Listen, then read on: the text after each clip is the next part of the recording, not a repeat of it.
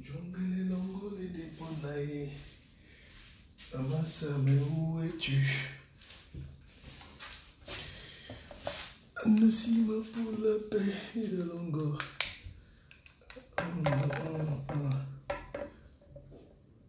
Voilà.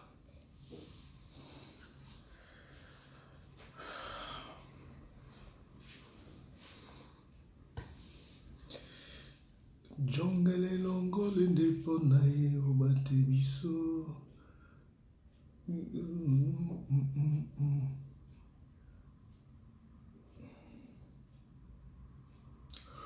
Bonsoir, peuple du Cameroun. Bonsoir, peuple de l'Afrique. Bonsoir à vous les frères qui vous croyez si différents. Bonsoir à toute la République. Bonsoir, installez-vous. Le guide va prendre ses responsabilités dans quelques instants.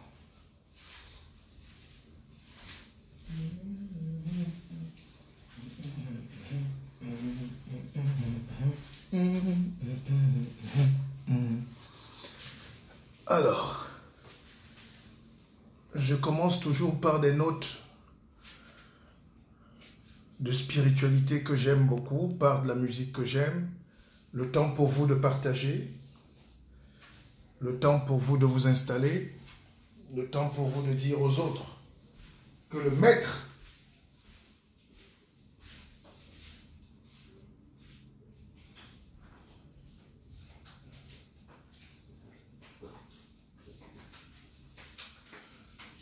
pour vous de dire à tous ceux qui ne sont pas encore là que le maître, le grand maître de la parole est là. N'ayez pas peur, n'ayez pas honte de partager parce que c'est aussi ces moments-ci qui doivent nous permettre de battre des records d'audience, qui doivent nous permettre d'atteindre notre cible et qui doivent nous permettre de prendre nos responsabilités. J'ai signé un contrat moral avec vous, peuple camerounais. J'ai signé un contrat de confiance avec vous. J'ai signé un contrat de vérité avec vous.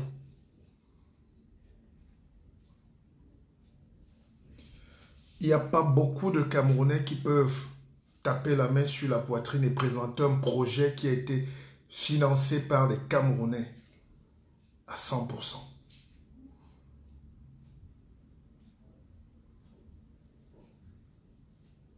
Dans un contexte où quand deux Camerounais se retrouvent, c'est toujours le doute, c'est le tribalisme, c'est le sabotage, c'est la médisance.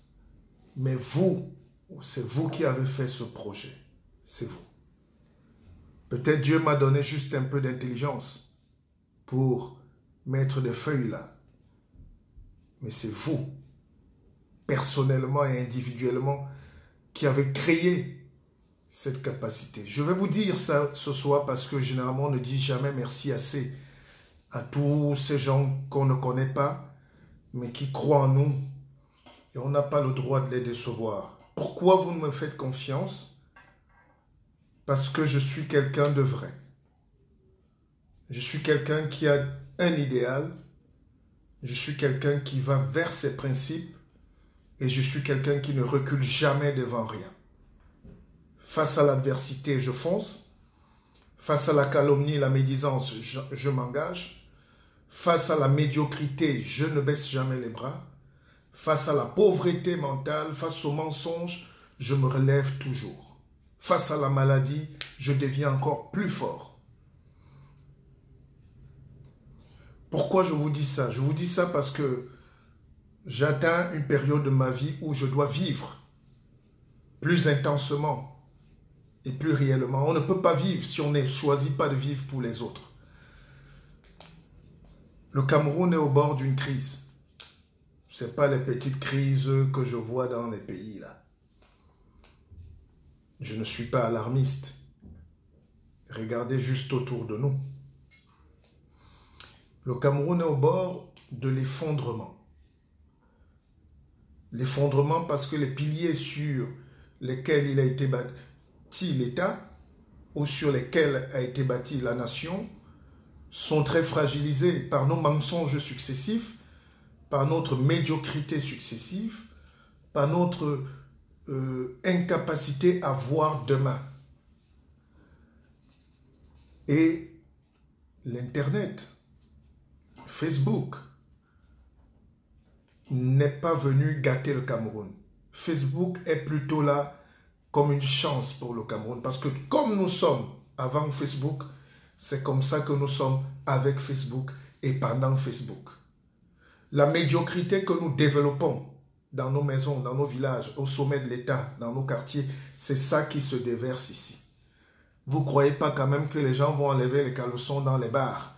On va écouter ayop, ayop, ayop dans les bars et puis Facebook va être un domaine de réflexion.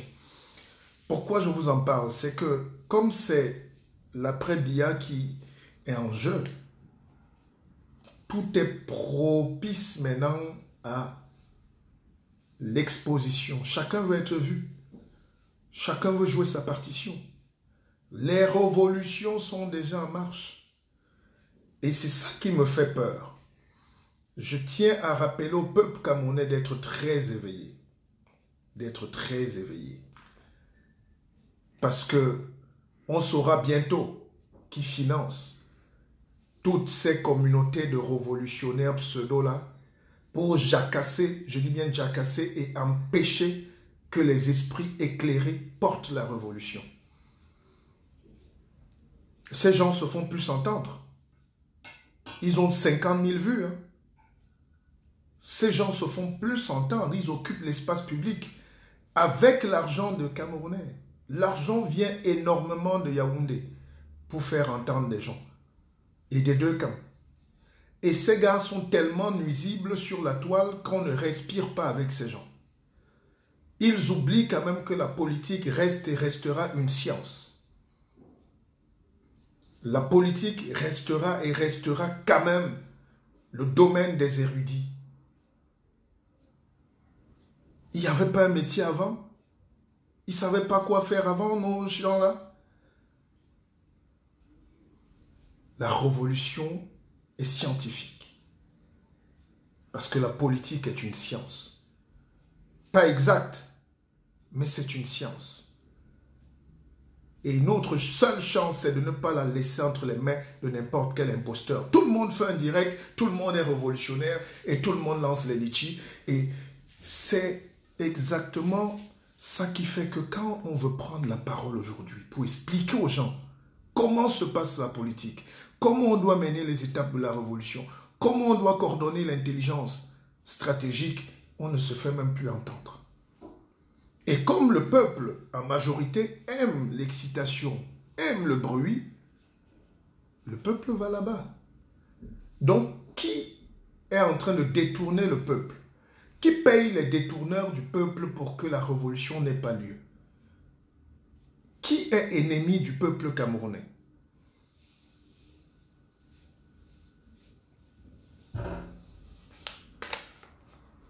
Grâce à vous, on a lancé à Keva, mon académie, notre académie de la vie augmentée, parce qu'on a compris que, il fallait qu'on développe votre mindset. Le problème du Camerounais, en général de l'Africain, est là.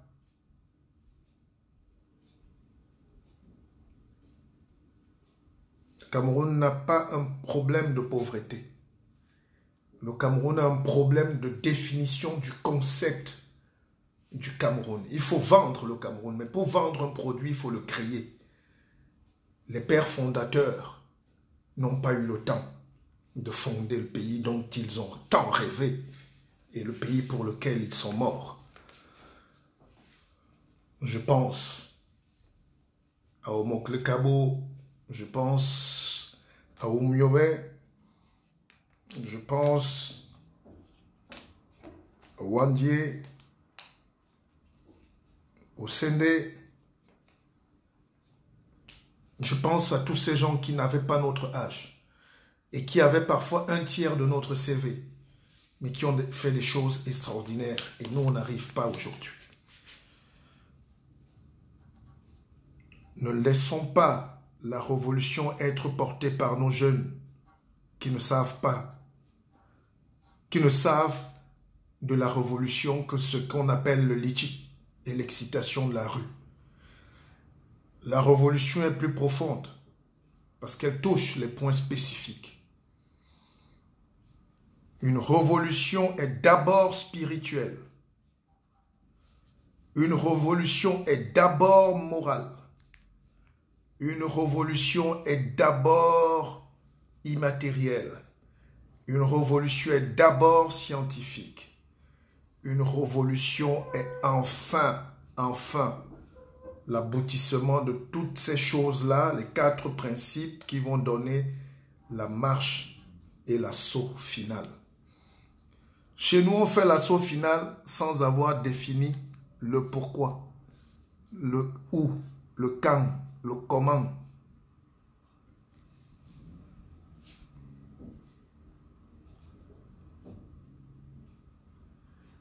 Le problème du Cameroun aujourd'hui, c'est un problème de type colonial. Le problème du Cameroun aujourd'hui, c'est un problème de type spirituel. Les hommes spirituels et religieux n'en parlent même pas. Ils sont occupés à parler d'autre chose, des querelles de personnes. C'est étonnant pour des religieux. Le problème du Cameroun est un problème de la naissance du vrai pays.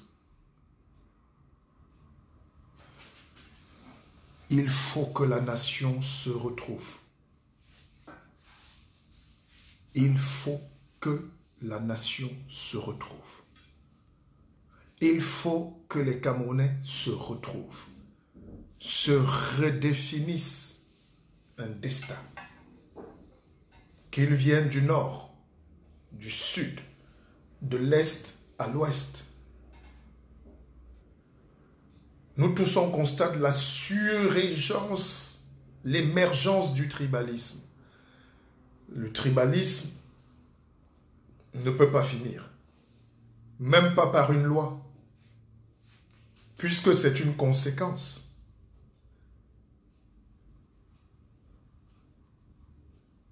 Le tribalisme ne peut finir que de manière culturelle, spirituelle.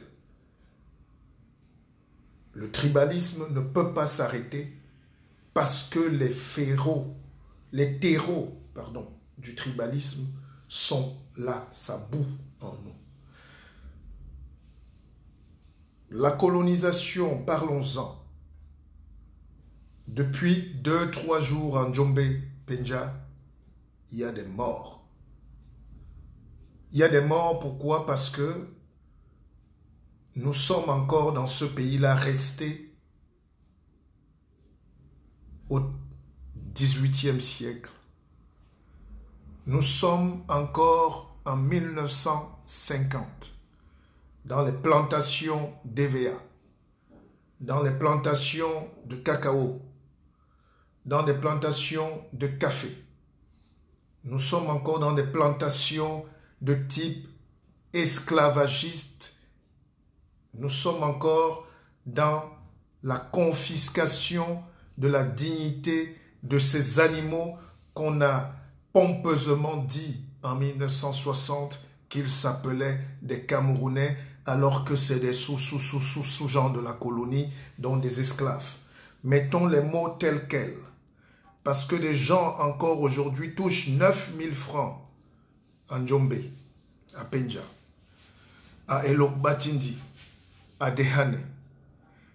Et c'est le fait d'une seule et même société qui a son siège social à Marseille.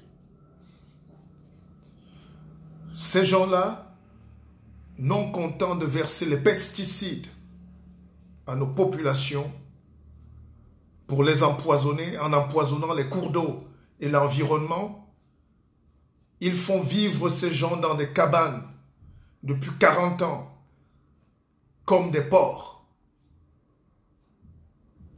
Faites un tour en Djombe, faites un tour à Penja, vous aurez les larmes aux yeux.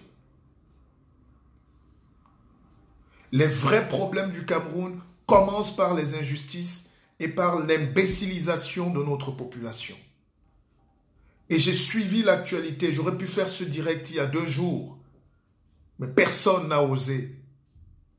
Même les télévisions de là-bas sont tenues. Ces marionnettes travaillent pour la dictature. Ces marionnettes sont payées par le colon. Ces gens-là ont un même visage. Ils s'appellent Bolloré, ils s'appellent PHP, ils s'appellent Brasserie, ils s'appellent... Continuez vous-même.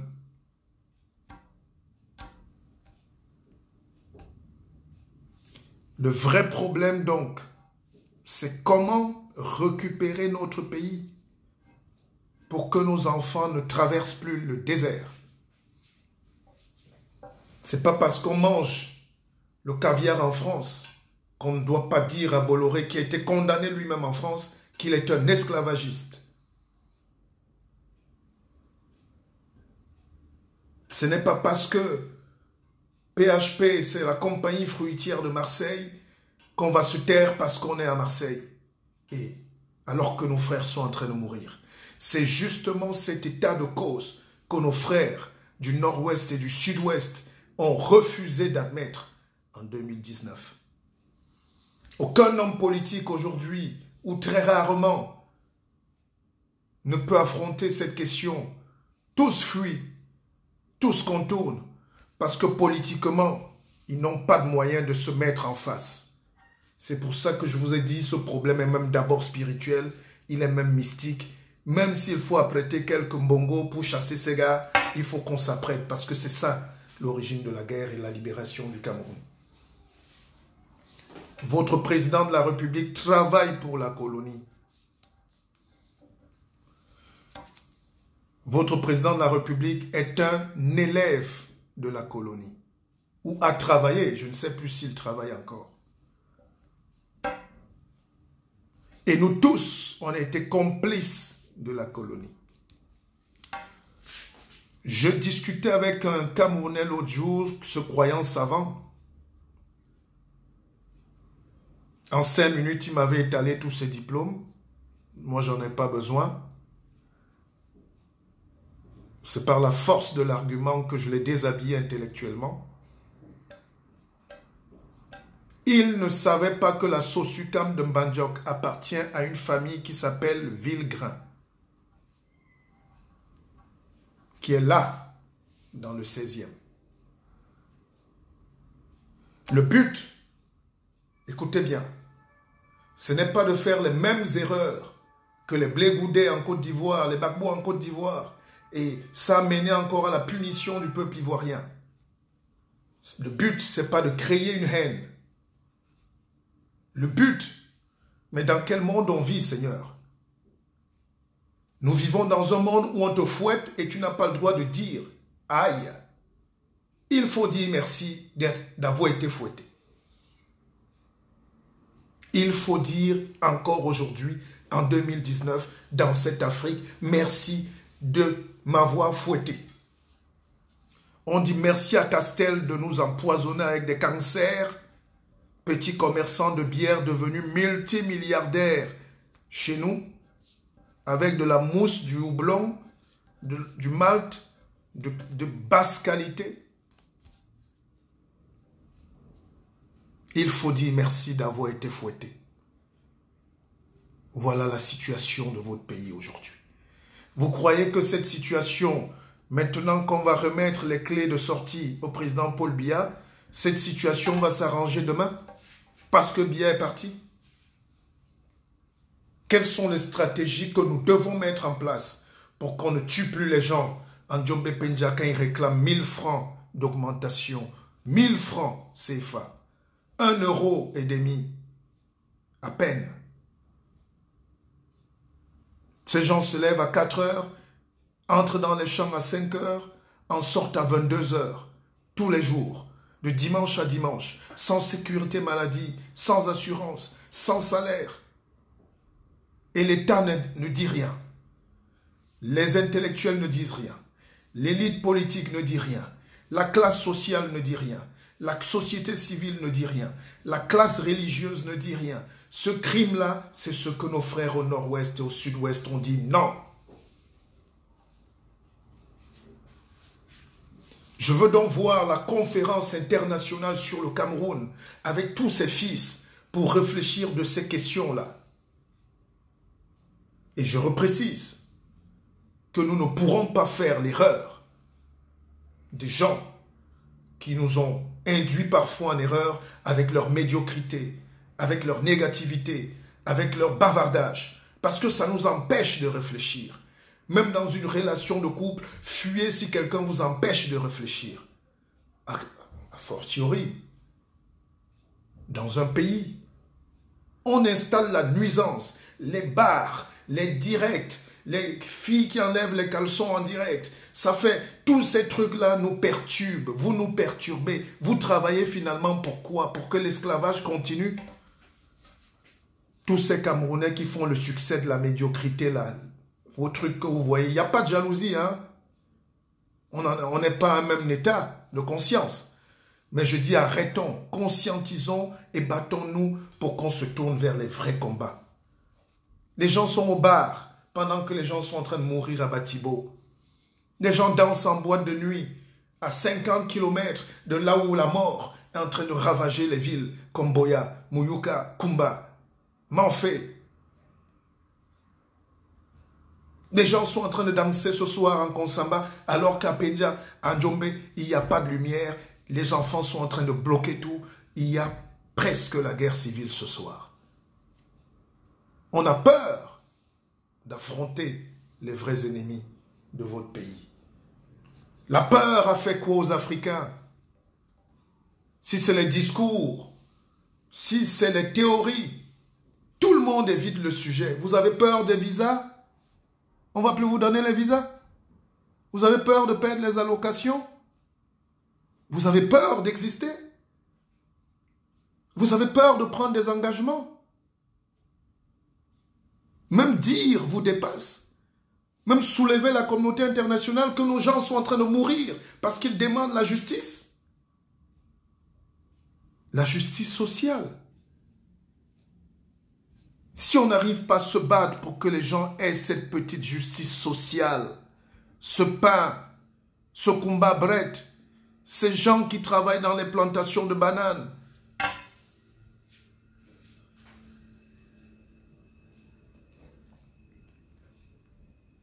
sans salaire.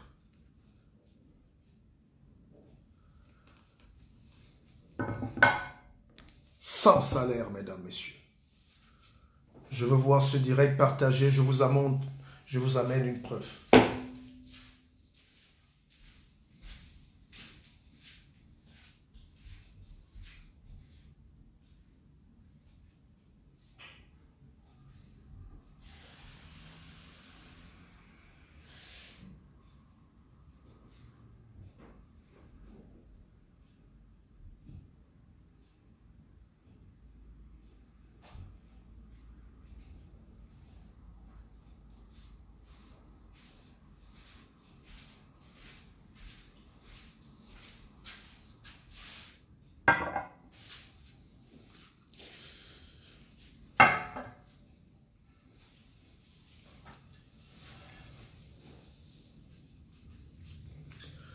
Je suis allé acheter cette banane aujourd'hui à 5 €.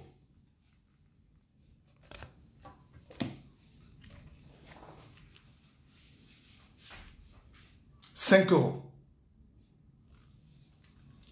Elle vient du Cameroun.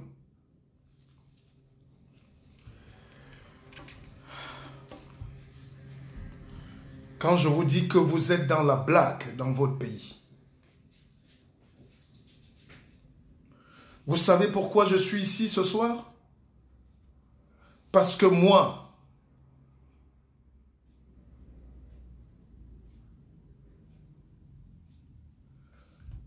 il y a quelques années au Cameroun, j'ai créé une plantation.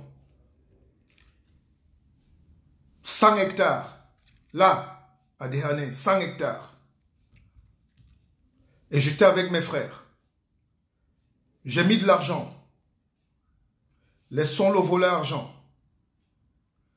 Vous connaissez les frustrations qu'un Camerounais peut avoir aujourd'hui? Est-ce que les gens qui parlent tous les jours imaginent ce qu'on appelle la politique? Je suis un miraculé de cette oppression.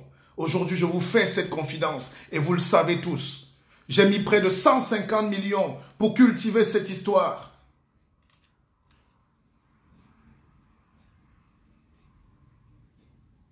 Dans mon pays, avec près d'une centaine d'employés qui venaient de Bamenda, de Yagua, de partout dans le Cameroun, de Sanchou, de Tcham. J'ai créé du travail. Un matin, Bolloré est venu sur mes terres, a rasé totalement mon village. Bolloré a rasé la partie gauche de mon village. Evekam a rasé la partie droite de mon village. La PHP a rasé le côté nord. Ils ont encerclé et détruit tout un village, enfin, tout un hameau de village entre Edea et la Sanaga. Et ils ont mis près de 10 000 jeunes sur la route du désert. J'en croise certains aujourd'hui, ici à Paris, au pont de la Chapelle, ils dorment sous les ponts. Et ce message va d'abord à Emmanuel Macron ce soir. Parce qu'on ne leur dit pas la vérité. On ne leur dit pas la vérité. Personne n'est venu ici se balader. Nous sommes des blessés de guerre. Nous, peut-être, nous sommes des bourgeois, mais ceux de nos jeunes frères qui n'ont pas d'avenir, qui n'ont pas d'espoir, j'avais près de 150 employés. Eux tous ont fui le Cameroun. Je les retrouve, d'autres sont au désert, d'autres sont achetés au Mali, d'autres sont vendus en Libye, d'autres sont morts en Espagne, d'autres sont en France, et il faut encore qu'ils m'appellent souvent. Ça, je ne veux pas vous le dire. Mais ça, c'est mes blessures. Et qu'est-ce qui s'est passé? L'État du Cameroun ne m'a pas protégé. L'État du Cameroun n'a pas protégé ses enfants. L'État du Cameroun n'a pas protégé son sol. Ces Européens-là, finalement, n'avaient même pas tort. Le patron de PHP m'a fait appeler chez lui, en Djombe. Il m'a dit, Monsieur Bissok, voici 180 millions. Vous déguerpissez et tout. Moi, je croyais lutter pour la bonne cause. Je suis rentré, j'ai mobilisé tous les villageois jusqu'aux grands-mères. Et rappelez-vous, j'ai fait sortir tous les sorciers de mon village. Un pilote français s'est brûlé, s'est désintégré avec son avion en plein vol au-dessus de mon village, le même soir. Parce qu'on avait sorti nos choses. Bizarrement, l'État, les sous-préfets, le préfet, les ministres ont commencé à m'appeler pour que je laisse tomber, pour que je ne dérange pas. Oh, ils ont payé trop de taxes. Il faut donc dire la vérité aux Camerounais. Ce soir, les enfants sont en train de mourir peut-être en Djombe, mais est-ce que vous avez demandé la responsabilité de votre État? Vous n'êtes pas sûr que ces colons-là ont payé? Ils ont payé le droit de vous tuer? Ils ont payé le droit d'arracher? Vous n'êtes pas sûr que ces gens-là, qui sont à Evekam, dans la Niété, dans le sud, ces gens-là ont même pris dans le village de Paul Biya près de 300 000 hectares. Ces mêmes colons. Sangmelima, Meyome Sala, Djoum, toute la forêt, même en face de la résidence du président, est prise. Est pris. Alors, qui est le complice de cet état de cause au Cameroun? Qui permet qu'on détruise le Cameroun? Qui permet?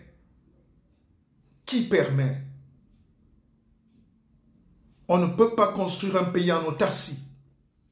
Moi, j'aurais besoin de ces gens. J'aurais besoin de Bouygues, j'aurais besoin de Bolloré, j'aurais besoin de PHP. Mais qu'est-ce qu'on va leur dire de signer là? Vous savez, j'ai acheté ça à 5 €. 5 €, c'est 3500 francs. Donc, un doigt de banane ici, c'est 1000 francs. PHP est venu raser mes terres sans me dédommager, sans dédommager les gens de mon village, sans dédommager tous les jeunes qui travaillaient. Et ils sortent chez moi 5 camions frigorifiés pleins de bananes par jour. Un camion, c'est 150 millions. J'ai toutes les preuves. Et quand je suis allé discuter avec ces gens, ils me disent, Monsieur Bissau, voici le montant qu'on verse à l'État du Cameroun. C'est énorme. Si vos employés tombent malades dans nos champs, l'État peut créer des centres de santé et créer des mutuelles pour eux. Alors j'ai dit non, c'est pas possible. Voilà les vrais défis du Cameroun aujourd'hui. Quel est le leader politique qui peut prendre l'engagement d'affronter avec toute l'intelligence et toute la force du monde la colonie qui nous a mis tant en esclavage? Qui est même au courant de ce que je vous dis là? Parce que tout le monde dit qu'il fait la politique. D'autres font une politique de salon, d'autres font une politique de positionnement, d'autres font une politique d'embuscade, d'autres sont des sous-traitants des sous-traitants, d'autres viennent là pour déranger les gens, d'autres, moi je me place au-dessus, je suis un guide spirituel, parce que j'ai ce devoir de vérité. Qui, pendant la campagne, a affronté ces problèmes? Qui est capable de se mettre là et de dire à Bolloré stop? Qui est capable de dire à Evekam? Qui est capable de dire à la Sokapalm d'arrêter ça? Eux tous ont baissé la culotte. Et je vous ai dit, vous baissez la tête, vous baissez la culotte. Alors, je ne veux plus qu'on me sature Facebook de tel a partagé 25 000 €, tel a pris l'ambassadeur, tel a partagé 10 000 €, tel a volé 10 000 €. Voilà les vrais sujets. Voilà la guerre civile qui arrive chez nous. Parce que tout est confisqué. Parce que le partage n'a jamais existé. Et le jour où je croise un de ces illuminés qui vient crier que tout va bien au Cameroun, je n'ai pas envie de perdre mon latin, encore moins mon sang-froid. Les villes comme Ezeka sont sinistrées. Des villes comme Mbandjok sont sinistrées. Les villes comme Motengene sont sinistrées. Les villes comme Yagoua sont sinistrées. Les villes comme Bertois sont enterrées. Le Cameroun a atteint l'échelle le plus bas de développement depuis son indépendance. Et nous continuons à crier du bordel. Nous venons là perdre le temps aux gens au lieu de poser les vraies bases d'une réflexion pour acculer le serpent, pour acculer les gémons, pour acculer le colon, pour acculer les dictateurs, pour leur dire voilà vos responsabilités. Qu'est-ce qu'on fait? Qu'est-ce qu'on fait? Qu'est-ce qu'on fait dans un pays où 80% de tout ce qui est produit comme argent et richesse ressort?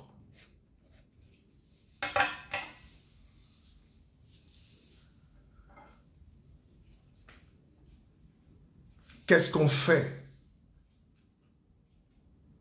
dans un pays où 70% des jeunes en âge de travailler fuient?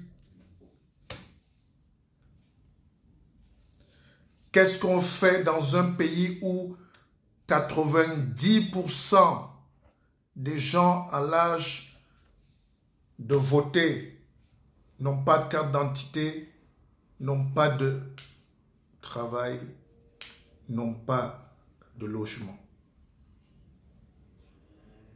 Qu'est-ce qu'on fait dans un pays où nos enfants sont tous mourants parce que croulants? Vous croyez que nous, ça nous plaît? Vous croyez que c'est un jeu? Vous croyez que c'est un plaisir de s'asseoir dans cette situation du Cameroun et de continuer à faire la distraction? Des petits groupes de petits copains voyous ont des petits problèmes de partage d'argent pour leur marche qui a échoué ou avorté et ils nous polluent l'Internet pendant 2 semaines, on ne respire pas. Il n'y a pas moyen d'écouter autre chose. Il n'y a pas moyen de réfléchir. Ils sont accueillis partout, ils sont partout. Mais laissez-nous en paix, ces jeunes garnements-là.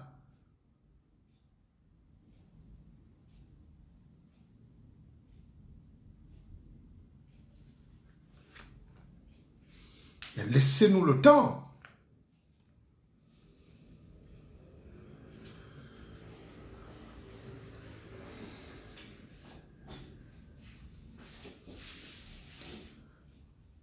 Donc, je soupçonne qu'on est en train de payer des gens pour nous perdre le temps. Parce que pendant qu'on parle de nos choses-là, personne ne parle plus de la crise anglophone. C'est comme si c'est loin. C'est comme si ce n'est pas notre problème.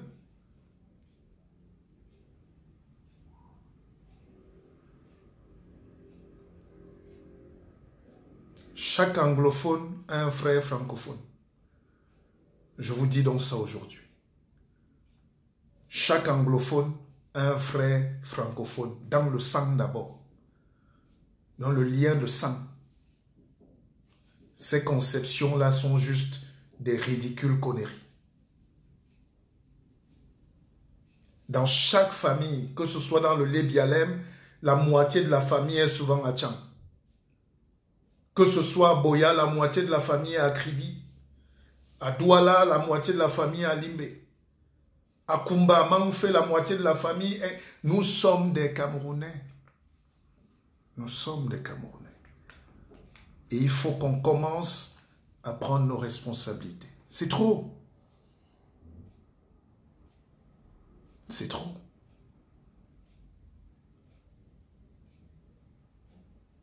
C'est trop.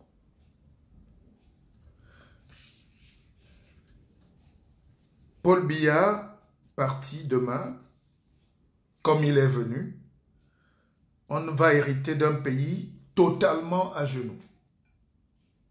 Les caisses de l'État sont vides. J'ai un ami qui est préfet, Tchakui, Noudieu. J'ai vu les images où il est allé installer les sous-préfets dans sa localité. Ça doit être dans le coupé Manengouba, je ne sais pas bien. Il y avait de la broussaille partout. Il était là entouré des militaires. Je le connais. C'est un homme intègre. Et j'ai vu, il a baissé la tête à un moment. Il a compris que le Cameroun est en train de disparaître. C'est cette honnêteté-là, sans vouloir faire la police ce soir, que je vous demande à tous ce soir d'avoir. De dire à Paul Biya que ça ne va pas. De dire à ces ministres, si on les connaît, de leur dire ouvertement, droit dans les yeux, que voilà votre pays à genoux. Tant que nous faisons semblant d'être intéressés par les communes, les élections arrivent, cotisons. Tant que nous nous battons, tant que nous détournons le peuple, les vrais engagements civiques aujourd'hui, c'est comment récupérer l'intégrité de ce pays.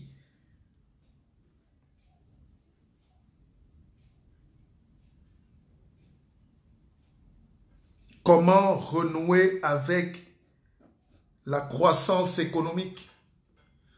Comment récupérer tous les enfants de la diaspora qui sont plus riches que le reste des Camerounais à revenir, pas comme des vaches à lait, mais comme des cerveaux qui pensent pour reconstruire? Comment remettre l'amour? Comment recréer la confiance? Comment refaire ce ciment social? Comment apporter de la joie au peuple? Comment demander pardon à tous nos enfants que nous avons humiliés? Une femme qui accouche dans la brousse sous les feuilles de bananier est humiliée pour toute sa vie. Et cet enfant est un miraculé, mais il est traumatisé. Il faut que l'État demande pardon.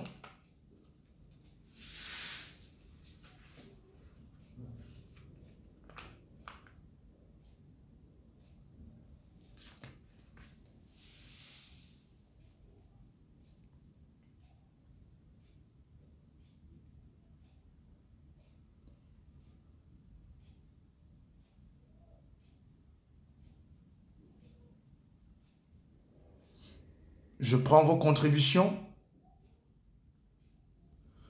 Vous voyez, Facebook a tellement changé aujourd'hui qu'on n'arrive même plus à prendre les gens pour participer à cause toujours de nos directs. Maintenant, ils ont bloqué tout. Ils sont en train de tout verrouiller. On n'arrive même plus à prendre des intervenants comme avant parce qu'on a abusé de tout. Tous les paramètres sont verrouillés. Tous nos partages sont ciblés. Les logiciels sont en train de tout fermer. Bientôt, on va même interdire les Facebook à toute une communauté et c'est notre seul espace de liberté. Votre bêtise est personnelle et individuelle, mais ça nous touche. Lorraine Ateba, c'est la France qui a le monopole sur le Cameroun, comme tous les autres pays africains. J'aime bien ça. Mais avant de dire la France, qu'est-ce qu'on a fait pour arracher le monopole?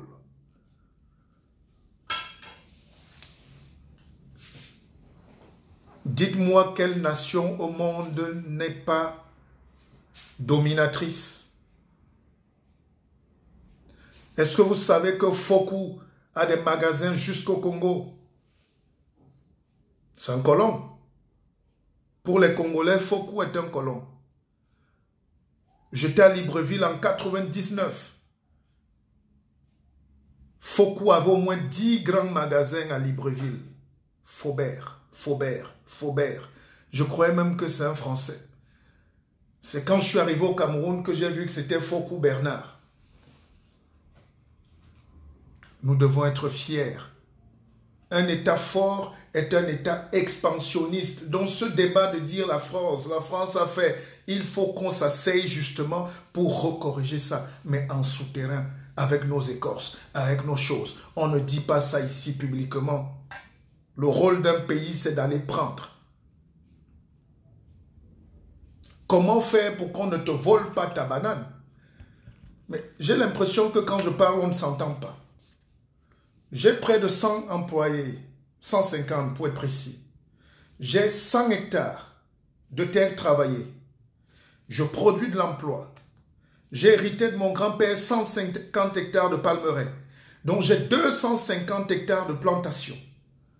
Je suis une industrie moi-même. L'État, qu'est-ce que l'État fait dans un pays normal? L'État me met le parapluie. L'État ne me chasse pas. L'État ne prend pas l'argent des gens pour venir détruire un Camerounais qui emploie des Camerounais qui crée la richesse. Voilà le problème. Avant donc de citer la France, où est la France quand les gens viennent me raser mon champ et que les préfets et tout viennent m'interdire de travailler, d'entrer dans mon propre village? Prenons nos responsabilités.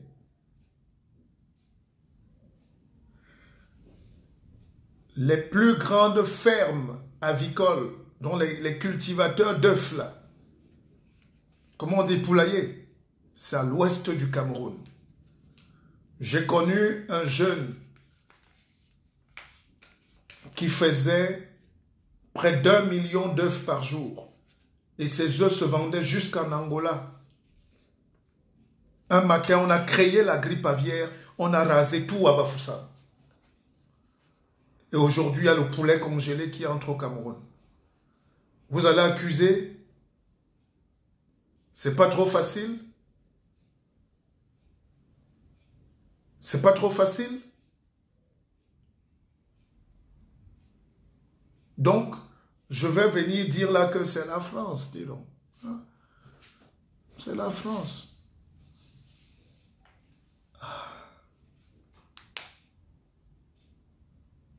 Au lieu de sécuriser votre appareil de production, au lieu de sécuriser l'intelligence économique, au lieu de travailler pour que à Sanchou, le meilleur riz du Cameroun, où l'État a mis près de 50 milliards, que la société ne ferme pas et soit occupée aujourd'hui par les pitons et les rats palmistes, vous accusez toujours encore les autres.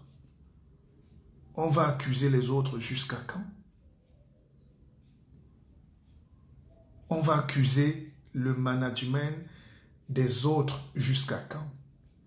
C'est comme si tu reprochais à un lion d'avoir mangé une biche encore ce soir. Que ouais, le lion a mangé la biche, oh vraiment, cette biche-là, oh vraiment. Le lion devait manger les herbes. Quand le lion mange les herbes, c'est pour se soigner.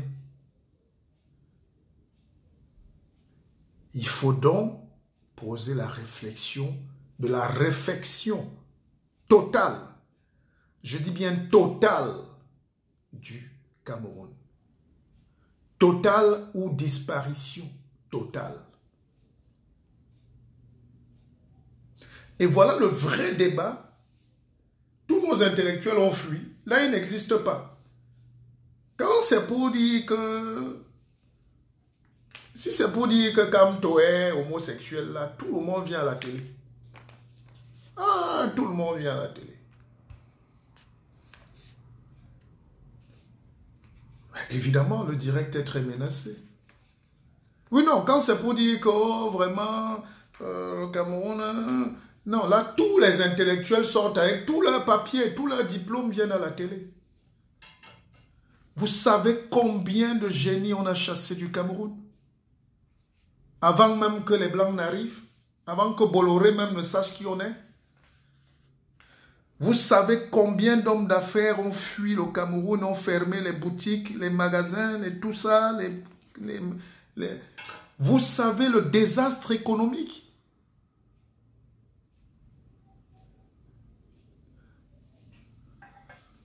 Parfois, je pense à ça, j'ai envie de m'écrouler. Parce que vous n'imaginez même pas. Vous n'imaginez même pas. Un soir, j'étais à Paris, l'autre jour, il faisait tellement froid, mais j'avais oublié le froid. J'étais là dans mon coin, je réfléchissais. Une Européenne a appelé le 115. Elle croyait que je suis un SDF.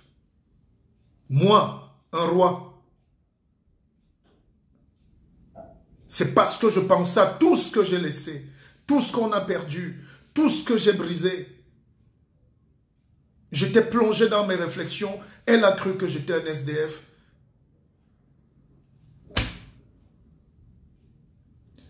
Détruire l'économie d'un pays, c'est la plus grosse haine. C'est le plus gros scandale. C'est la plus grosse bêtise. C'est la plus grosse insulte à la dignité humaine. Vous ne pouvez même pas savoir à quel niveau Kumba était déjà. Vous connaissez Kumba? Vous croyez qu'une ville comme Manfé avait besoin de quelqu'un pour se développer, le Nigeria en face? Vous croyez que Tiko avait besoin de savoir ce que les gens veulent là-bas? Vous connaissez même le Cameroun, vous?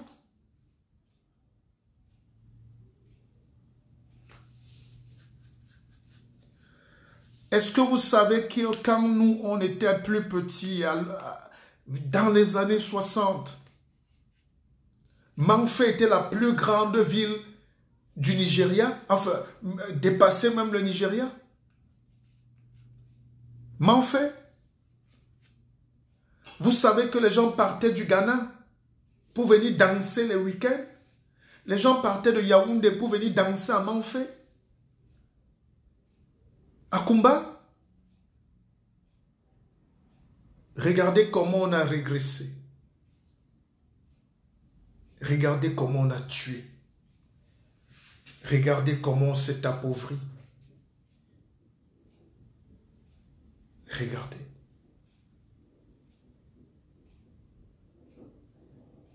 Est-ce que vous savez que tout petit, quand on est parti de France, on est arrivé un matin, au petit matin, Douala, Edea, j'étais avec mes parents, on était tout petits.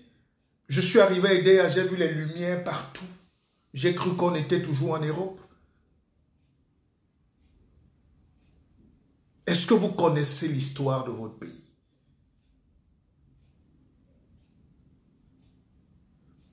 Vous connaissez les richesses? Vous connaissez l'espoir? Dites-moi sincèrement, qu'est-ce qu'on a produit de plus en valeur ajoutée?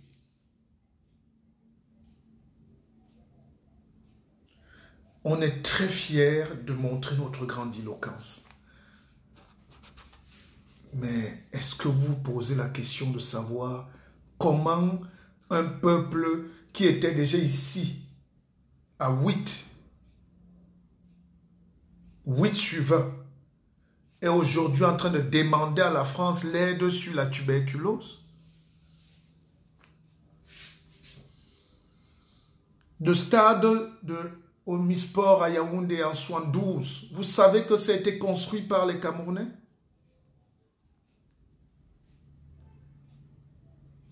Cet ingénieur camerounais est même encore vivant. Peut-être qu'il est mort, mais il doit s'appeler Libo Glimbey ou quelque chose comme ça.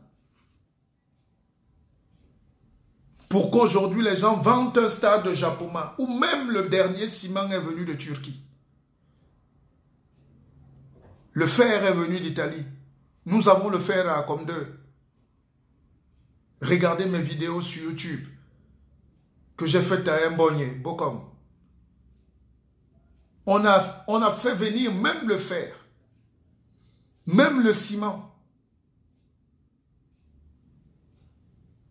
Et les gens disent, on a le plus beau stade. Qu'est-ce qu'on est en mesure de produire aujourd'hui? Qu'est-ce qu'on est en mesure de construire aujourd'hui?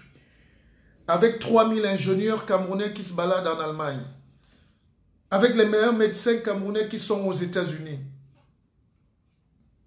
avec les meilleurs ingénieurs, les meilleurs enseignants camerounais qui sont en France, avec les meilleurs stratèges politico-militaires qui se cachent au Canada, des professeurs d'université partout en Europe. Qu'est-ce qu'on fait? Et ces gens-là ne se parlent pas. Chacun est dans son camp. Qui a sémé la division, même dans la diaspora? Qui alimente la division? Au début, c'était 2 camps. Maintenant, les 2 camps ont formé 2 camps. 2 camps, c'est 2, 4 camps. Maintenant, il y a 1000 camps. Chaque camp est un camp. Je n'ai jamais vu une diaspora aussi haineuse et divisée. Diaspora veut dire on a la même conscience d'être partis pour les mêmes raisons et on a un même but, c'est de rentrer développé. Quelle est cette diaspora qui empêche le développement? Il n'y a aucun pays au monde où la diaspora empêche le développement de son pays. Donc le retour physique, spirituel, métaphysique, tous on ne rentrera plus, c'est certain. Moi je rentre, dès demain même je rentre. Mais il faut avouer que ce retour ne sera plus physique pour beaucoup, c'est le mensonge. Beaucoup vont rester juste dans l'âme d'être Camerounais. Beaucoup vont travailler ailleurs, vont enrichir, payer les impôts, créer les sociétés aux États-Unis, partout, se battre dans les maisons des retraites, à laver les vieux là-bas, à faire tout ce qu'ils peuvent. C'est la vie. Mais personne ne va plus rentrer. Mais ce lien-là, ésotérique, entre nous et notre cordon ombilical, c'est ça qu'on appelle le retour. Et ce retour, il faut le soigner. Il faut qu'on soit un. Il faut qu'on soit ensemble. Il faut qu'on soit unis. Il n'y a aucune diaspora désordonnée, désorganisée au monde.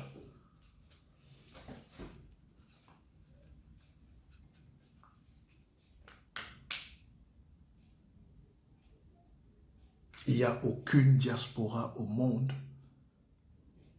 qui se combat elle-même. Parce que la diaspora a la conscience de la conscience.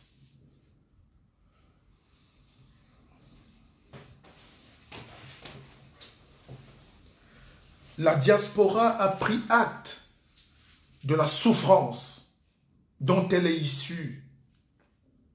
La diaspora a la chance de savoir ce que l'autre et l'ennemi pensent. Donc on peut anticiper sur l'ennemi en informant, en donnant les directions, en agissant, en investissant.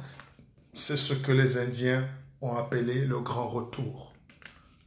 Et regardez l'Inde aujourd'hui. Chez nous, dès qu'un footballeur s'assoit, il dit un mot, l'autre footballeur est à son ennemi. Chez nous, dès qu'un homme politique veut dire un mot même pour construire le Cameroun, l'autre est déjà son ennemi. Donnons la chance à un autre homme politique, quand même. Donnons la chance à quelqu'un d'autre dans ce pays. Quels sont ces gens qui ne veulent même pas voir autre chose? C'est quand même une curiosité mondiale. Moi où je suis, moi, Bissok, Bissimbe, Bilekbanen Kambe Mandeng Simkok, moi, je suis prêt à mourir pour qu'il y ait quelqu'un d'autre au pouvoir. Je suis prêt. Mais comment on condamne déjà des gens qui ont même des projets de société?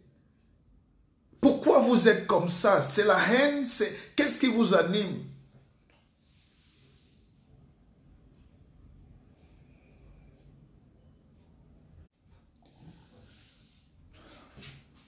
Quel est ce pays où les gens ne veulent même pas qu'on donne la chance à d'autres forces?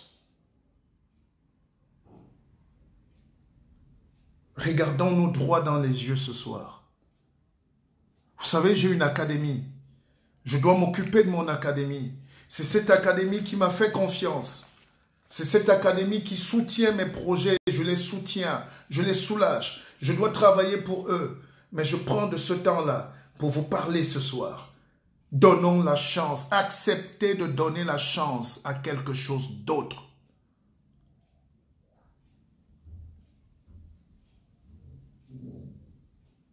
Où est la tribu là-dedans? Qu'est-ce que la tribu vient chercher là-dedans?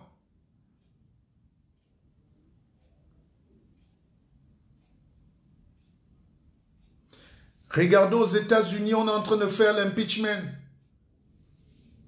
Si Trump tombe, même cette nuit, l'Amérique continue. Un autre type prend. On ne saura même pas son nom avant. À la radio, nous tous on va entendre, mais le pays ne meurt pas. Nous avons atteint le niveau au Cameroun où on doit donner la chance à quelqu'un d'autre. Donnons la chance d'un nouvel État. Cet État-là ne peut pas nous apporter le bonheur. Ça va aller de galère en guerre. Acceptez-le. Le Camerounais est peut-être l'homme le plus méchant d'Afrique. Hein? Vous êtes jaloux. Hein? Vous n'êtes même plus jaloux de votre liberté. Vous êtes jaloux de votre esclavage. Ah, c'est dans votre hymne national. J'ai fait un briefing avec mon conseiller tout à l'heure et j'ai eu très mal. Je me rends compte que nous refusons d'avancer par égoïsme, pas par conviction. Nous refusons de donner la chance à un autre management par égoïsme, pas par conviction. Nous n'aimons même pas le président. Personne ne peut regarder le Paul Biya là et dire que les gens qui sont là l'aiment. On est en train de l'enfoncer pour que l'histoire le gomme très facilement et vite. Dites-moi dans quel pays au monde on a retenu dans l'histoire quelqu'un qui a amené à la partition de son pays. De manière directe ou indirecte. Voilà Njombe Penja qui est en train de brûler ce soir. Personne n'a le courage. Personne. Vous croyez que ces gens qui ne connaissent pas, qui n'ont pas de réseau ici, qui ne savent pas comment ça marche, comment le monde entier marche, comment les relations marchent, vous croyez que moi, si je n'avais pas de relation ici en France, si je ne connaissais pas comment ça marche, j'allais parler ici en France? Alors que tous les services secrets français m'écoutent. L'ambassade de France, tous ces gens, le Quai d'Orsay. Eux-mêmes sont fatigués. Je vais vous faire une confidence tout à l'heure.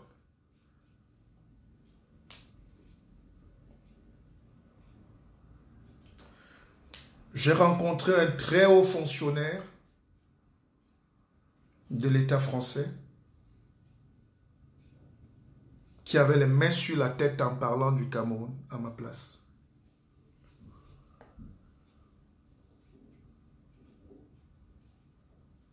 Même quand quelqu'un vous déteste et qu'il prend son miel de quelque part, il ne veut pas qu'on casse, qu'on fasse le bruit là-bas. C'est trop facile d'accuser les autres. Nous avons d'abord mis une république du mauvais cœur. La république du mauvais cœur a créé le chassement. Avant même les Ghanans et tout ça. Le chassement de ses propres enfants. Donc, si Ghana était un peu plus intelligent, il allait parler du retournement. C'est le temps du retour. Impossible. C'est même ce retour impossible qu'on nous impose qui est encore en train de créer des cassures. Et ce n'est pas les casses de ces enfants qui cassent les ambassades. Maintenant, pour l'élection, je ne me prononcerai pas parce que peut-être il faut laisser l'histoire se faire. Mais comment vous voulez aller à une élection que vous avez déjà d'abord perdue, que vous allez encore perdre? Vous allez encore crier aux perdants? Vous allez retourner en prison et ressortir? Est-ce que c'est ça la révolution? Il faut bien qu'on réfléchisse aussi là-dessus.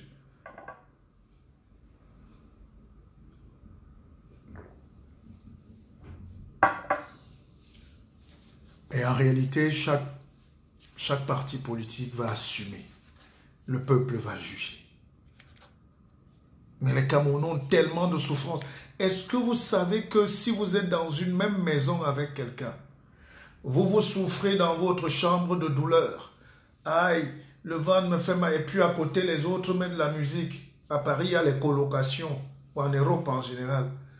Même si vous n'êtes pas des amis, le simple fait d'être dans la même maison et que pendant que vous souffrez, l'autre met sa musique et le volume, ça s'appelle un attentat moral. La courtoisie voudrait au moins qu'on aille cogner pour demander, frère, ça va quand même? On t'apporte un peu d'eau, mon frère. Nous, on est en train d'aller danser, mais on peut quand même te laisser à manger, là, on te sert. Donc vous vivez dans ce Cameroun. Et là-bas, il n'y a pas de vie à Bamenda. Tout est fermé à 18 h. À Boya, tout est éteint. Et vous dansez ici, de l'autre côté du pont. Et vous croyez que ces gens-là, vous allez leur dire que vous êtes dans un même pays? Où est la solidarité nationale active? Voilà décembre. J'ai vu des gens dire, faisons les litchis pour cotiser de ceci, tel a fait ça, il faut des nouvelles vestes pour tel. Je n'entends pas quelqu'un dire cotisons, alors quand même pour ces enfants du Nord-Ouest, pour qu'ils aient au moins un repas. Même le 31 décembre, qu'ils aient un repas. Je pense que je serai moi au Cameroun, ce 31 décembre, ce décembre, et s'il y a des leaders politiques qui veulent suivre, parce que tout ça, ces évêques-là, ces Toumi qu'on respecte là, qu'ils mettent des bus à disposition, qu'on aille un peu là-bas à Menda, avec du riz, avec du macabo, du plantain, qu'on fasse de la cuisine, qu'on fasse de la bonne prêche, qu'on délivre un peu, qu'on apporte de l'espoir à ces gens. Je vais voir s'il y aura les fusils. Moi, j'y vais là. Les gens ont besoin d'être entendus, respectés, causés, de sentir qu'on s'occupe, qu'on s'intéresse d'eux, ou qu'on s'intéresse à eux. C'est ça. C'est ce mépris. Vous dites que Paul Biya les méprise. Vous-même, nous-mêmes les Camerounais, nous méprisons nous-mêmes nos propres frères. Qui pense à ces enfants qui vivent dans les forêts depuis 3 ans aujourd'hui? Vous allez me dire, est-ce qu'on est responsable? Oui, moi je suis responsable. Mais oui, en tant que citoyen, en tant que concitoyen, en tant que guide moral, en tant qu'objecteur de conscience, en tant que leader, comme nous tous ici, là, nous devons nous interpeller et créer même un euro pour ces enfants-là. C'est ça la priorité aujourd'hui. La politique est venue nous détruire. Et les Européens le savaient bien. Que dès qu'on va leur donner la politique, là, ils vont suivre ça comme un chien. Où les gens sortent même des villages, ils ont des partis politiques. Les gens sortent du collège, ils ont des partis politiques. Les gens sortent se balader en Europe rapatriés, ils ont des partis politiques. Les gens, où est leur histoire? Où est leur combat idéologique? Où est leur probité morale? Où est leur cicatrice engagée au cours des multiples combats pour la liberté? Tout le monde est complice. Tout le monde partage les enveloppes dans le dialogue. Le cinéma commence et après c'est parti.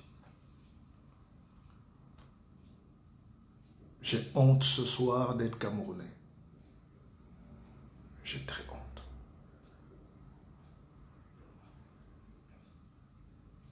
J'ai très honte d'être Camerounais. Et je n'ai jamais vu un pays où tout le monde a un ego surdéplacé.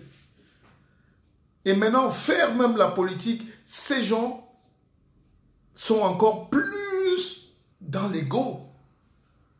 Les gars ne saluent même plus les gens. Je n'ai jamais vu un leader politique qui n'a même pas un parti politique, qui n'a même pas un siège, qui n'est rien, qui se croit déjà arrivé parce qu'il était candidat à l'élection présidentielle. Ça n'existe dans aucun pays. La légitimité, si on ne l'a pas par les urnes, on l'a par le cœur.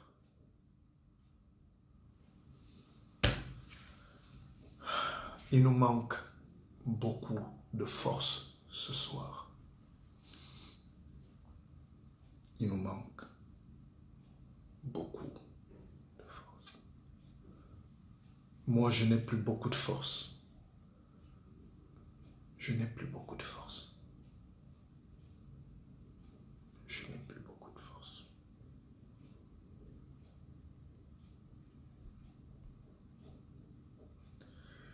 Et peut-être c'est mon destin. Peut-être c'est notre destin d'être maudit.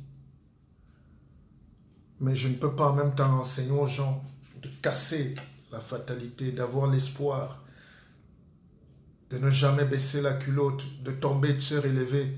Et pour un pays comme ça, accepter de disparaître parce que quelques 100 personnes veulent nous enfoncer dans la bêtise.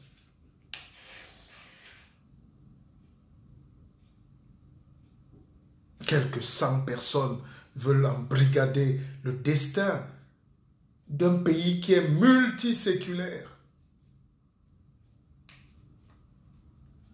Je suis prêt, moi, ce soir, et j'attends avec impatience, s'il y a un Dieu qui existe, qu'il m'écoute, Dieu me parle, je vous parle, qu'on ait un nouveau management. C'est quand quelqu'un d'autre viendra qu'on lui fera le procès d'être venu et d'avoir échoué. Mais on ne peut pas faire un procès à quelqu'un à qui on ne veut même pas donner la chance. C'est pour ça que je n'attends pas les remerciements d'un camp ou d'un autre. Je ne suis pas dans un camp politique. Je ne suis pas dans un camp politique. Un guide se met au-dessus de la mêlée. Un guide donne des directives. Un guide est une vigie, est un gardien. Je suis le vigile du Cameroun.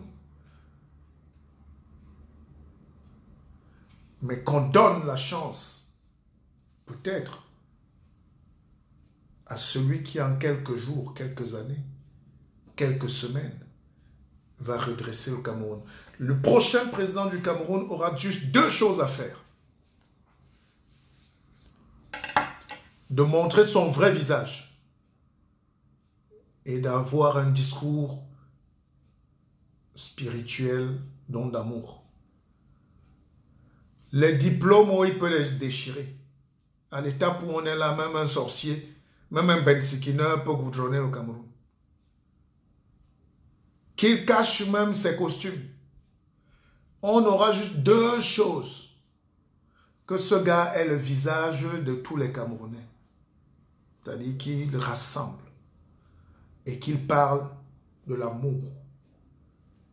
Du vrai. Cet amour divin. Mais pas cet amour qui se trouve au ciel, mais cet amour de l'humain. Nous n'avons pas cultivé assez d'amour. Nous n'avons pas mis l'amour. Nous n'avons pas mis... Regardez juste comment les Camerounais se comportent aujourd'hui. Dans nos soirées, c'est les concours de défis, de costumes. Dans nos soirées, c'est les concours des insultes. Dans nos lives, c'est le concours des insultes. Donc, on ne nous laisse même pas le temps de réfléchir. Je ne fais plus de longs directs. Ce direct aujourd'hui était exceptionnel parce que là, je me suis dit, il faut qu'on lance un ultimatum. Je veux voir toutes les intelligences du Cameroun se mettre ensemble à partir d'aujourd'hui, surtout s'ils sont de la diaspora.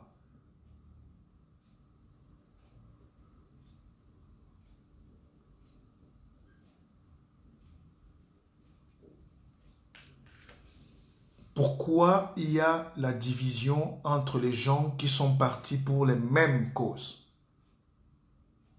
pour les mêmes raisons?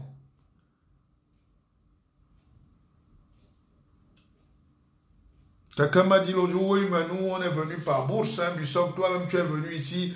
Je dis oui, mais on est partis tous pour les mêmes causes. Le manque de quelque chose qui relève plus de l'affectif, même pas du technique. Le Cameroun avait la première école polytechnique d'Afrique. Donc, il y avait les écoles, les universités. On a tout ça depuis.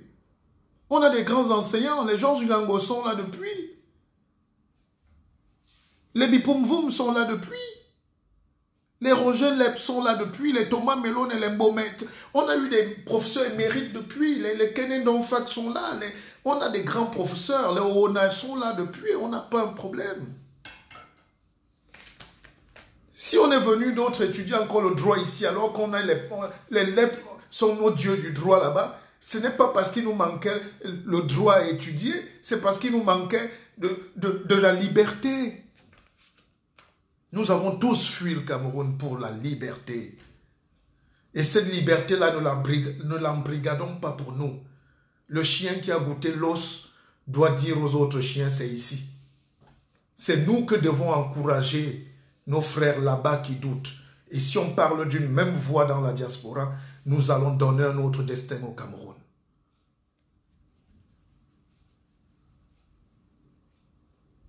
Si nous parlons d'une même voix dans la diaspora, nous allons servir d'exemple et nous allons influencer positivement, puisqu'on a un peu plus de mérite, On est plus qualifié ici. On a plus d'argent. On va inverser la courbe. Ne laissez pas la médiocrité, mes chers frères de la diaspora, vous envahir. Continuez d'enlever les caleçons. Continuez de danser, de faire le japap. Mais ça c'est un business. J'aime vos business, je vous adore. Mais de grâce, laissez un peu l'espoir. Laissez l'intelligence se dérouler. Laissez les stratégies. Laissez autre chose. Mais vous êtes encore plus dur. Vous êtes plus dangereux que Paul Biya. Parce que vous nous empêchez de réfléchir. Dans cette diaspora qui s'entretue, qui s'empoisonne, qui se promet des bastonnades, qui pousse Facebook à bloquer tous les comptes, apprenez donc qu'on peut se mettre ensemble pour donner la feuille de route à ces gens là-bas. Et ils vont l'appliquer. Parce que si nous bloquons nos Western Union, même pour une semaine, le régime tombe. Vous êtes d'accord? Le but, ce n'est pas de faire souffrir nos populations, nos frères, nos parents, nos mères qui souffrent déjà assez. Mais le but, c'est de nous dire, si étant ici, on n'arrive pas à montrer la grandeur,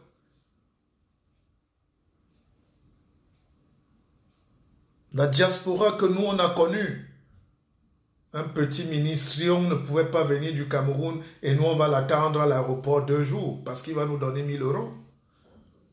C'est nous qui donnons de l'argent à ces gens. Moi, j'ai acheté des voitures au ministre, au grand frère, on va dire ça comme ça. Mais comment on a réduit? C'est pour dire que regardez la qualité des gens qui se retrouvent en Europe aujourd'hui. En quoi vous êtes différent de nos frères, ces sauvages, nos petits brigands qui sont restés à Abepanda ou en quoi venir ici, ça montrait quand même qu'on a grandi même en termes d'analyse de la situation. Mais les gens partent là-bas, ils viennent nous manipuler. Parce qu'ils ne veulent pas faire avancer le Cameroun. Et les gens se donnent des rendez-vous à l'hôtel pour aller se battre.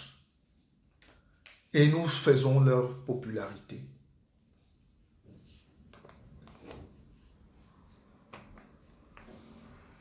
Il y a un problème de leadership. Le problème du Cameroun en général, j'ai vu quelqu'un qui a dit là, il y a le leadership. Effectivement, il y a un problème de leadership. Le leadership, c'est la prétention. Il faut avoir la prétention. Prétendre à. Et quand on prétend à quelque chose, ça veut dire que ça nous revient de droit. Mais les colons nous ont enlevé l'idée d'avoir de la prétention. Et on a remplacé prétention par tension partout. Il y a la tension. Le manque d'attention a créé trop de tension. Et ça empêche aux vrais leaders d'avoir de la prétention pour changer, pour dominer, pour inverser, pour infléchir, pour donner une nouvelle orientation à ce Cameroun des gens si brillants. Regardez ces Camerounais brillants qui fuient. Regardez ces Camerounais brillants qui vont travailler. Tout le monde veut un petit salaire chez Bolloré, mais après on dit la France nous a... Mais la France va vous tuer. La France met son argent dans vos plantations, c'est pas pour qu'elle perde. La France construit vos routes parce que Razel a les meilleurs équipements actuellement au Cameroun. Travaillez à avoir vos propres équipements de telle en sorte que quand on arrive même à donner un marché de la construction d'une route de Dibombari et qu'on regarde l'étranger et qu'on regarde le Camerounais qui a 2 fois plus de matériel et qu'on lui donne ça de droit. Ça s'appelle être au-dessus de la mêlée. Mais la médiocrité ne développe pas un pays. Le tribalisme ne développe pas un pays. Et le tribalisme ne vient que quand les gens ne travaillent pas ensemble, quand ils ne commercent pas. Quel est le commerçant qui peut être tribaliste? On a grandi avec les commerçants mauritaniens là. Quand tu veux le pain beurre chez lui, d'abord tu viens, tu le flattes, tu souris. Lui, son problème, c'est de vendre son pain beurre. Que tu viennes pieds nus, mains sales, pantalon troué, il veut vendre son pain beurre. Donc, plus on fait des affaires demain, mais intelligemment, plus on va se remettre ensemble économiquement. Sur ce, mesdames, messieurs, bonne soirée. Je ne sais pas quel jour on est, je suis un peu fatigué ces jours. Mon livre est là, c'est le mien, c'est le vôtre. Ceux qui veulent le commander m'écrivent inbox. C'est notre seul droit. Ça, c'est notre droit. Et c'est mon droit. Celui qui est fâché se jette dans la sanaga. Hein? Je vous connais. Hein? Et je veux aussi quand même vous dire merci. On n'a jamais vu des Camerounais donner l'argent pour financer une œuvre. Jamais. Sans même l'avoir. Donc, on peut développer le pays. On peut faire mentir les gens qui croient qu'on ne peut rien faire. On peut changer le cours des choses. On peut... C'est-à-dire, je n'aime pas la médiocrité et n'aime pas la fatalité. On peut changer. Les gens qui ont dit qu'on est pauvre là, c'est faux. Les gens qui ont dit qu'on est sous-développé là, c'est faux. Les gens qui ont dit qu'on a le sida là, c'est faux. Les gens qui ont dit qu'on ne s'aime pas là, c'est faux. Les gens qui ont dit qu'on est tribaliste, c'est faux. On peut créer. Il faut juste mettre les conditions. Les Camerounais m'ont envoyé leur argent pendant plus de 4 mois. Je dis à quelqu'un, je te rembourse. Il dit non, guide, garde, je te fais confiance. Je ne les connais pas tous. Je te fais confiance. Pour développer dans un pays, il y a un seul mot. Je te fais confiance. Mon frère, le mot frère doit revenir. Ça s'appelle la fraternité, frater. C'est un sens même ésotérique, mais c'est puissant.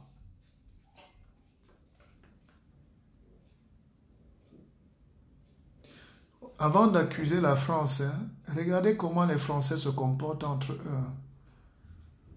Vous les avez déjà vu bagarrer, s'insulter, les caleçons au carrefour. Vous avez déjà vu ça. Ils ont leurs problèmes. Mais vous savez qui les règle quand même. Ils ont leurs problèmes. Mais ils ont atteint ce qu'on appelle le consensus national. Consensus. Fraternité. Nous, le frater, mon frère là, c'est pour t'empoisonner. Mon frère là, c'est la médisance. Oh mon frère, non, c'est oh ma soeur, c'est que ton nom est déjà gâté dans tous les réseaux. Ma soeur, viens me donner la pointe. Non, c'est de la connerie. Soyez des vrais frères, soyez des vraies sœurs. Dès qu'il y aura l'amour dans vos cœurs, tous les problèmes là vont d'abord partir. Mais c'est le leader qui donne l'impulsion. Si le leader est un imposteur, un manipulateur, un provocateur, un insulteur, un dominateur, il va apporter la terreur. Et c'est ce qu'on a vécu depuis la nuit des temps. Il faut que ça cesse. Akeva. Akeva. Bon, pour partir, que chacun mette Akeva, Akeva, Akeva, et on se sépare avec ces ondes positives. Ceux qui veulent intégrer l'académie, c'est tout ce qu'on fait là, c'est l'éveil intellectuel, c'est la réussite, c'est la sagesse, c'est l'amour. C'est rien d'autre, n'ayez pas peur. N'écoutez personne. Intégrer l'académie. Ceux qui veulent le livre, vous pouvez le commander. Ceux qui sont en train d'investir dans Akeva Bank, continuez. C'est notre banque en ligne et qui marche très bien. Très bien. Voilà mes 3 axes de développement et mon amour pour le Cameroun. Pour le projet de décembre, pour un repas pour le Nozo, on va essayer de voir ça ensemble à partir de demain. Un repas pour le nord-ouest, sud-ouest. Vous savez, moi je crée des idées. Hein? Après, les gens vont trouver des relais sur place s'ils peuvent concrétiser. J'ai lancé des trucs à Bafoussam pour Bafoussam. J'ai mis une voiture qui est partie de Douala, une autre voiture qui est partie de Yaoundé avec de la nourriture, les matelas. Je n'ai pas fait de publicité. Les gens ont donné ce qu'ils pouvaient. Tout s'est arrivé. Et je ne veux même pas qu'on me rende compte. Celui qui a détourné mes matelas envoyés là-bas, C'est son problème. Il va porter sa responsabilité. Mais en Guaché, nous aussi, on a fait notre part. Et les gens ont donné un peu. Mais j'ai le bilan. Oui, on a envoyé 30 matelas. Et les sacs de... Bon, c'est pas riche d'en parler comme si on a fait quelque chose. Donc pour le nord-ouest et sud-ouest, décembre, ça commence dans une semaine. On peut faire un grand repas à Boya, un grand repas à Bamenda, un grand repas à Kumba, un grand repas à Mundemba, à Manfé. Ciblons 4 villes, 2 villes au nord-ouest, 2 villes au sud-ouest.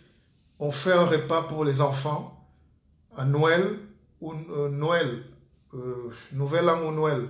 On va structurer ça. Je vois avec mon équipe et je vous donne les villes demain. Il faut qu'on soit concret. Vous savez, j'ai un ami, M. Cohen, qui m'a appelé l'autre jour. On a déjeuné au Georges Saint. Il m'a dit, mais ton projet de banque, là, tu es sûr que ta communauté va dessus? Parce que nous, on peut, il y a des partenariats. J'ai compris. Tant que nous, on doute, on sort les diplômes, on fait le bavardage, on s'insulte, les autres construisent. Moi, je suis devenu un homme concret. Concret. Tous ceux qui ont le livre savent qu'il y a la magie ici. Vous êtes témoins, non? Témoins. Donc, réfléchissons à ce repas pour le nord-ouest et le sud-ouest. On a trop d'amis qui ont de l'argent là, mais comme ils ont du mauvais cœur, ils sont égoïstes, on ne va pas s'occuper d'eux. On va prendre 1 euro, $1, et $1, ça fait... 1 euro, ça fait 650. Avec 650 francs, un enfant mange un bout de pain, un gros plat de viande et tout. Ça ne peut pas régler la situation, mais ce repas peut sauver la vie et changer la courbe.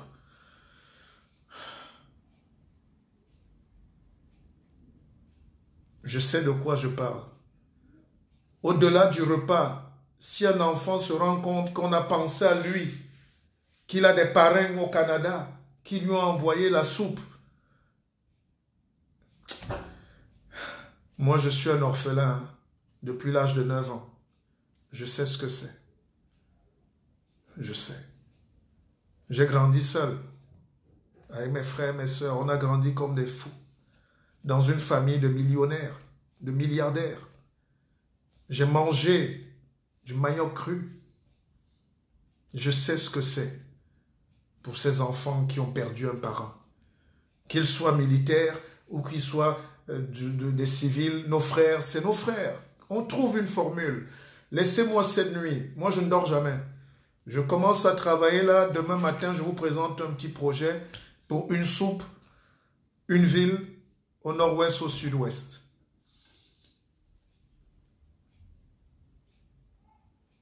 Il y a une maman qui m'a reconnu aujourd'hui dans le métro. Ça, je vous en parle comme ça. Et j'avais des livres, quelques-uns. J'étais obligé de lui donner un livre. Dieu seul sait que je n'en donne pas. Parce que la maman est une enseignante au Cameroun. Mais elle a préféré revenir en France. Si même les mamans enseignantes, elle me dit, mon fils, je te suis. Tu nous fais du bien. J'enlève un livre, je lui ai donné. Je pense qu'elle est connectée. Elle était avec ses petits-enfants.